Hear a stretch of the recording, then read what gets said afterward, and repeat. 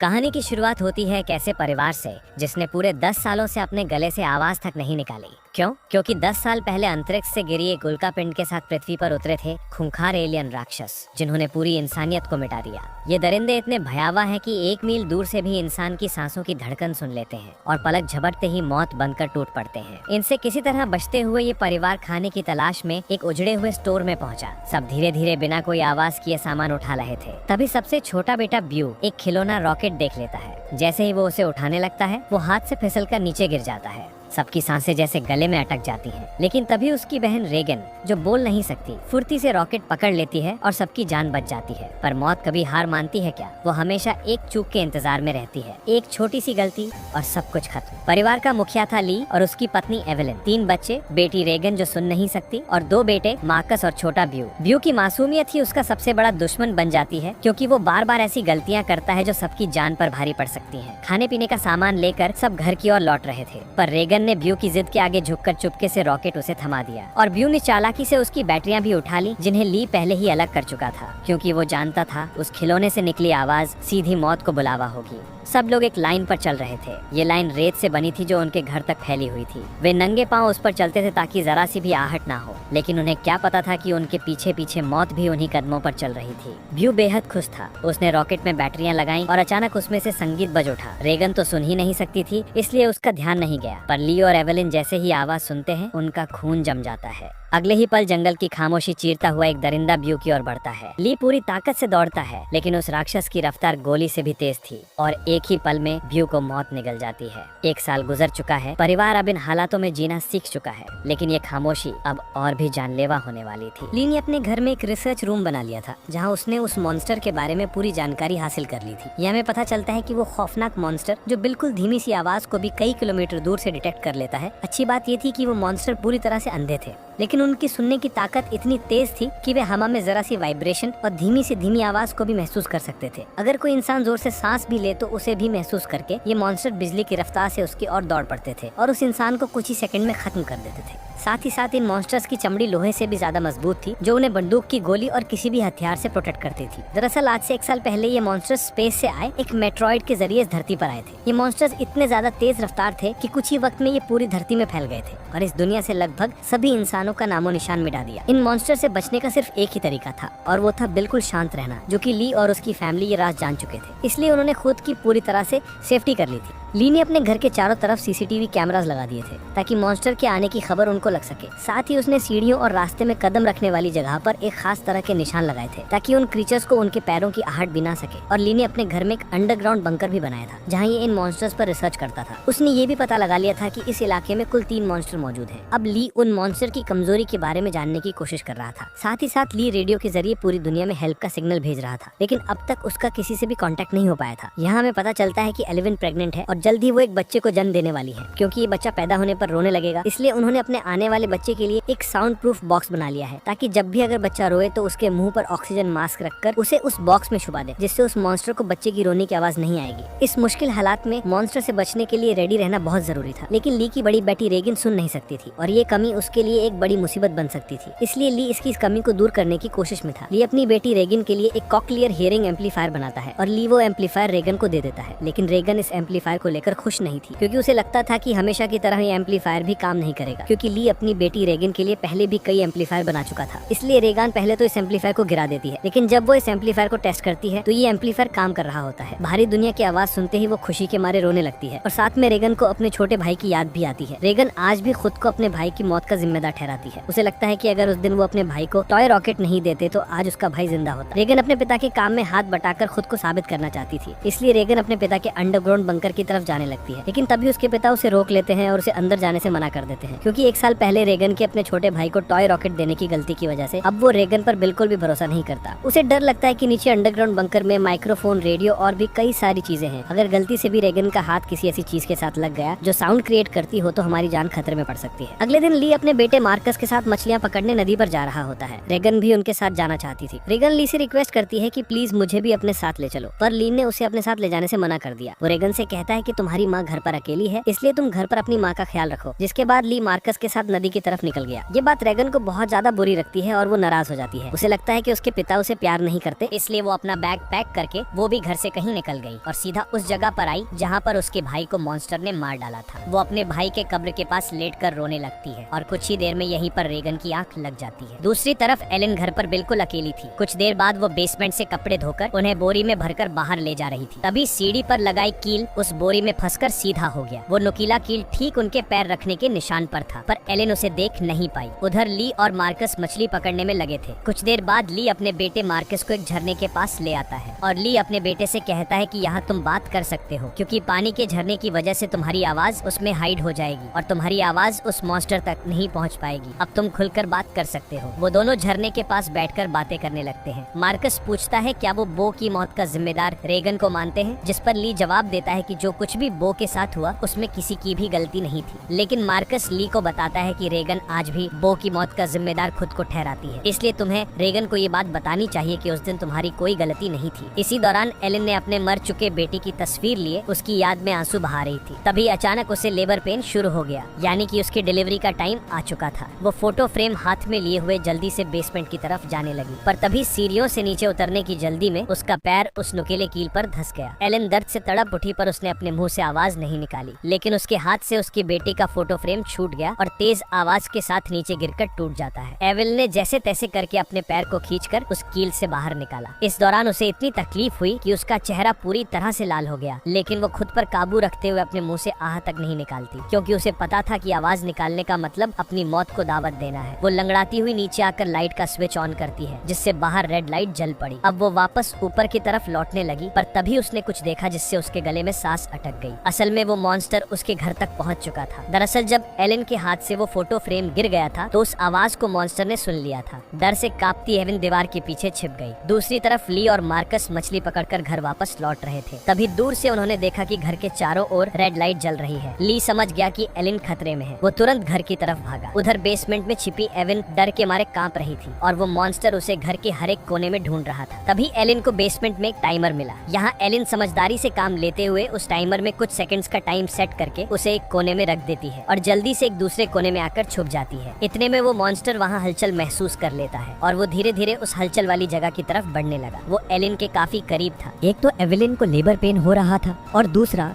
उस मॉन्स्टर का डर था, लेकिन एवेलिन अपने आप को पूरी तरह से कंट्रोल करके बिल्कुल चुपचाप बैठ जाती है। तभी टाइमर में अलार्म बजा, जिसे सुनते ही वो मॉन्स्टर तेजी से उस डायरेक्शन में भागा। मौके का फायदा उठाते हुए एवेलिन जल्दी से अंडरग्राउंड बेसमेंट से बाहर निकली, पर वो जैसे ही मेन डोर से बाहर निकलने वाली थी तो उसने देखा कि एक और मॉन्स्टर घर के बाहर यहाँ वहाँ घूम रहा है, इसलिए इवलिन वहीं पर दीवार के साथ छिप गए। उधर ली मार्कस के साथ दूर से ये सब कुछ देख रहा था। ली समझ गया कि अगर मैं अपनी बीवी को बचाने के लिए घर पर जाऊंगा तो मैं अपनी बीवी को बचाने के बजाय हम दोनों की जान जा सकती है, क्योंकि उस मॉन्स्टर की बॉडी इतनी सख्त है कि उसे बंदूक से मार पाना इम्पॉसिबल है। इसलिए वो अपने पहले से बनाए हुए एक प्लान पर काम करने लगा। ली ने जल्दी से मार्कस को टॉर्च दिया और उसे जल्दी फ्लेयर रॉकेट चलाने को कहा, जो उन्होंने घर से दूर एक जगह पर पहले ही वहाँ सेट कर रखे थे। जिसके बाद मार्कस तेजी से रॉकेट की तरफ भाग निकला। दूसरी तरफ एवेलिन ऊपरी मंजिल में मौजूद बाथटब में भाग आई। वो बहुत ज्यादा तकलीफ में थी। अब वो और ज्यादा देर तक बच्चे को रोक नहीं सकती थी। वो बस बच्चे को जन्म देने ही वाली थी कि उसकी सिसकियों की आवाज को महसूस करता हुआ वो मॉन्स्टर बाथरूम के करीब आ चुका था। एवेलिन को समझ आ चुका था कि अब जिंदा बच पाना नामुमकिन है। तभी उधर मार्कस ने रॉकेट्स चला दिए, जिससे आसमान में तेज आवाज के साथ फ्लेयर्स शुरू हो गए, जिसे सुनकर वो मॉन्स्टर एवेलिन को यहीं पर छोड़कर तेजी से उस आवाज की तरफ भागा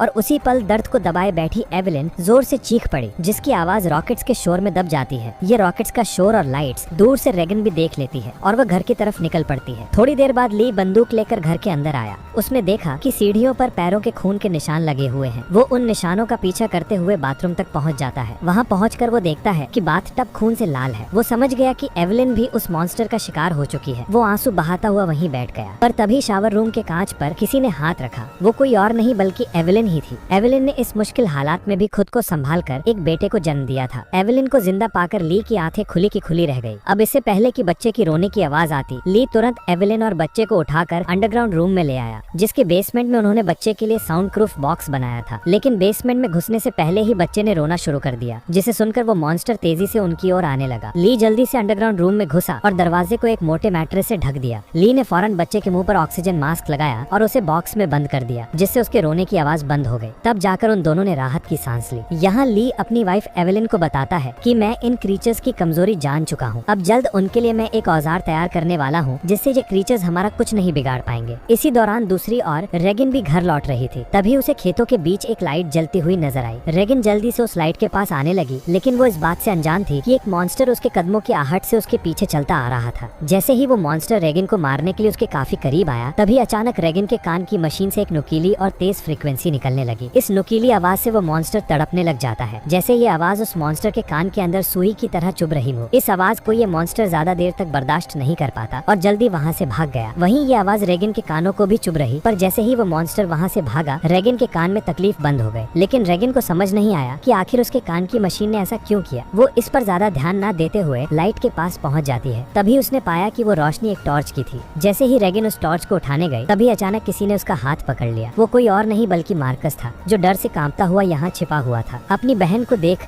मार्कस की घबराहट दूर हो गई। वो रेगिन से कहता है कि मैं झाड़ियों से छुपकर तुम्हें देख रहा था, तुम्हारे पीछे वो मॉन्स्टर भी आ रहा था, लेकिन पता नहीं वो मॉन्स्टर तुम्हारे करीब आते ही अचानक भाग गया। ये सुनकर रेगन बहुत ज्यादा डर जाती है, क्योंकि उसे ये भी पता नहीं था कि उसके पीछे मॉन्स्टर आ रहा है। वहीं दूसरी तरफ एवलिन को अपने बच्चों की चिंता हो रही थी। वो ली से कहती है, मुझे डर लग रहा है कि कहीं उस मॉन्स्टर ने मेरे बच्चों को खा नहीं लिया हो, तुम जल्दी से मेरे बच्चों को ढूंढ लाओ। इसीलिए ली अंडरग्राउंड रूम में अपनी वाइफ और बच्चे को सुलाकर वहाँ से बाहर निकलता है। पहले वो यहाँ वहाँ खतरा ढूंढने लगता है, मगर अब वो मॉन्स्टर भी वहाँ से जा चुका था, पर उसने पूरा घर तहस नहस कर दिया था, जिससे वहाँ मौजूद पानी का एक पाइप भी टूट गया था और पानी सीधा नीचे अंडरग्राउंड रूम में जा रहा था। लेकिन ली का इस पे ध्यान नहीं गया और वो बच्चों को ढूंढने खेतों की ओर निकल पड़ा। इस दौरान उधर मार्कस और रेगन अनाज रखने वाली टंकी के ऊपर छिपे हुए थे और आग लगा लेते हैं, ताकि इस आग को देखकर उनके पिता यहाँ आ जाए। ली भी अपने बच्चों को यहाँ वहाँ ढूंढने लगता है। कुछ देर बाद पानी के शोर से एवलिन की आंख खुल जाती है। उसने देखा कि पूरा बेसमेंट पानी से भर चुका था। पानी ऊपर से झरने की तरह बहकर नीचे आ रहा था। इतने में एवलिन की नजर अपने बच्चे की बॉक्स पर पड़ी। वो बॉक्स खुला हुआ था, पर वहाँ से बच्चे की जरा सी भी आवाज नहीं आ रही थी। एवलिन जैसे ही बॉक्स के पास जाने लगी, तभी उसे बॉक्स के पास ही सामने से एक मॉन्स्टर नजर आया। उसे देखकर एवलिन बहुत ज्यादा घबरा गई। एवलिन को लगा कि शायद मॉन्स्टर ने उसके बच्चे को खा लिया है, क्योंकि एवलिन को वो बॉक्स तो नजर आ रहा था, लेकिन वो बॉक्स उससे काफी दूर था। इसलिए वो बॉक्स के अंदर देख नहीं सकती थी कि बच्चा अभी भी जिंदा है या फिर मॉन्स्टर ने उसे खा लिया। इसलिए वो धीरे धीरे बॉक्स की तरफ बढ़ने लगी। तभी वो मॉन्स्टर भी पानी में उतर जाता है। लेकिन एवलिन जब बॉक्स के करीब पहुंची तो उसने देखा कि उसका बच्चा सही सलामत है। बदकिस्मती से बच्चे ने आवाज नहीं किया था, जिस वजह से उसकी जान बच गई थी। वो अपने बच्चे को लेकर एक कोने में आकर चुपचाप खड़ी हो गई, पर वो मॉन्स्टर मौत बनकर एवलिन के पास ही मंडरा रहा था। अगर बच्चे के मुंह से जरा सी भी रोने की आवाज निकलती तो उनकी मौत पक्की थी। दूसरी तरफ रेगन और मार्कस अपने पिता का इंतजार करते करते थक चुके थे। रेगन को लगता है कि उनके पिता उन्हें बचाने के लिए नहीं आएंगे। अब वो अकेले ही घर जाना चाहती थी, लेकिन मार्कस को अपने पिता पर पूरा यकीन था। अपनी बहन को जाता देखकर मार्कस उसे रोकने की कोशिश करता है, लेकिन जैसे ही वो अपनी बहन को रोकने के लिए आगे बढ़ता है तो अनाज की टंकी का दरवाजा खुलकर वो उसके अंदर गिर जाता है। गिरते वक्त मार्कस के मुंह से तेज आवाज निकल जाती है, जिसे सुनते ही वो मॉन्स्टर जो एवलिन को घर में ढूंढ रहा था, वो फौरन उस आवाज के पीछे भाग पड़ा, जिससे एवलिन तो बच गई, लेकिन अब मार्कस की जान खतरे में पड़ गई। अनाज से भरी वो टंकी दलदल की तरह थी, जिसके अंदर फंसा मार्कस बाहर आने के लिए जितना जोर लगा रहा था, उतना ही वो उसके अंदर धंसता जा रहा था। यहाँ रीगन टंकी का दरवाजा तोड़कर उसे नीचे अनाज में फेंक देती है और खुद भी टंकी में कूद जाती है। मार्कस जैसे ही अनाज में डूबने वाला था, रीगन उसे पकड़कर बाहर निकाल देती है और ये दोनों दरवाजे के ऊपर बैठ जाते हैं, जिससे उनकी जान बच जाती है। लेकिन इन दोनों की हलचल को मॉन्स्टर ने सुन लिया था, इसलिए वो मॉन्स्टर खेत के रास्ते से तेजी से होते हुए टंकी की तरफ बढ़ता है। ली मॉन्स्टर को तेजी से टंकी की तरफ जाता हुआ देखकर समझ जाता है कि उसके दोनों बच्चे अनाज की टंकी के पास है। रीगन ने मार्कस की जान तो बचा ली थी, लेकिन उसका कोई फायदा नहीं होने वाला था, क्योंकि इतने शोर शराबे के बाद मौत का साया तेजी से उनकी तरफ बढ़ रहा था। अगले ही पल वो मॉन्स्टर भी टंकी के अंदर कूद पड़ा। वो उन दोनों को मारने के लिए जैसे ही आगे बढ़ा, तभी रीगन के कान की मशीन से एक बार फिर एक नुकीली आवाज निकलने लगी। ये आवाज उस मॉन्स्टर के लिए बहुत ही ज्यादा पेनफुल होती है, इसलिए वो बिना उन्हें मारे वहाँ से निकल जाता है। रीगन और मार्कस मौत के मुंह से बाल बाल बच गए और टंकी से बाहर निकल आए। बाहर ली भी उन्हें ढूंढता हुआ आ पहुंचा था। वो अपने बच्चों को सही सलामत देखकर बहुत खुश होता है। इस दौरान एवलिन भी ये सब कुछ सीसीटीवी रूम से देख रही थी। तभी ली को पता चलता है कि अभी भी वो मॉन्स्टर यहाँ आसपास है। उसने बच्चों को फौरन सामने मौजूद गाड़ी की ओर भेज दिया और खुद एक कुल्हाड़ी उठाकर आसपास नजरें दौड़ाने लगा, लेकिन वो क्रिएचर ठीक उसके ऊपर होता है। ली जैसे ही पलटकर पीछे देखता है, वो मॉन्स्टर उसे अपने पंजे से मारकर दूर फेंक देता है। अपने पिता को तकलीफ में देखकर मार्कस ली को आवाज देने लगता है। आवाज सुनकर मॉन्स्टर को मार्कस की पोजीशन का भी पता चल जाता है। वो मॉन्स्टर अब मार्कस और रेगन की तरफ बढ़ने लगा, लेकिन तभी एक बार फिर रेगन की कान की मशीन से फ्रीक्वेंसीज निकलने लगी। वो आवाज रेगन को भी चुभ रही थी, इसलिए रेगन ने अपनी कान की मशीन को ही ऑफ कर दिया। लेकिन ये उसकी सबसे बड़ी गलती थी। इस मशीन से जो फ्रीक्वेंसी निकलती थी वही फ्रीक्वेंसी उस मॉन्स्टर की कमजोरी थी, जिसे वो बिल्कुल भी बर्दाश्त नहीं कर सकता था। लेकिन अनजाने में रेगन ने मशीन को बंद करके अपनी ही मौत को दावत दे दी। अगले ही पल वो मॉन्स्टर कार पर झपट पड़ा और मार्कस तक पहुंचने की कोशिश करने लगा। इसी दौरान उधर ली होश में आ गया। अपने बच्चों को खतरे में देख वो समझ गया था कि मॉन्स्टर से लड़कर वो कभी भी मॉन्स्टर को मार नहीं सकता, इसलिए अब उसे सिर्फ एक ही रास्ता नजर आया। उसने रेगन को इशारों में बताया कि मैं तुमसे बहुत ज्यादा प्यार करता हूँ, मैंने तुम्हें कभी भी बो की मौत का जिम्मेदार नहीं ठहराया है और मेरे होते हुए तुम्हें कुछ नहीं हो सकता। जिसके बाद ली जोर से चिल्लाने लगा। उसे सुन वो मॉन्स्टर ली की तरफ दौड़ पड़ा और एक ही झटके में उसे चीर फाड़ कर रख दिया। अपने पिता को मरता हुआ देखकर रेगन को बहुत ज्यादा दुख होता है, क्योंकि पहले उसे लगता था कि उसके पिता उससे प्यार नहीं करते, लेकिन अब उसे रियलाइज हुआ कि वो गलत थी। ली को मारने के बाद वो मॉन्स्टर वहाँ से चला जाता है। दूसरी तरफ एलिन भी ये सब कुछ सीसीटीवी के जरिए देख रही। तब रेगन उसी वक्त गाड़ी स्टार्ट करके अपने भाई के साथ घर आ पहुँचती है। एलिन ने अपने बच्चों को सही सलामत देखते ही सीने से लगा लिया। तभी एलिन ने देखा कि वो मॉन्स्टर एक बार फिर से उनकी तरफ आ रहा है। जिसके बाद ये लोग जल्दी से घर के अंदर चले जाते हैं, जहाँ मार्कस और रेगन अपने छोटे भाई को देखते हैं। रेगन देखती है कि उसके फादर उसके कॉकलियर इम्प्लांट के लिए कितनी मेहनत कर रहे थे। अब वो अपने फादर को बहुत ज्यादा मिस करने लगती है। कुछ देर बाद वो मॉन्स्टर उनके घर घुस आया। एलिन यहाँ बंदूक तान कर उसके सामने खड़ी हो गई। एलिन के पास बंदूक तो थी, पर वो जानती थी कि उसकी गोली उस मॉन्स्टर की मोटी खाल का कुछ नहीं बिगाड़ सकती,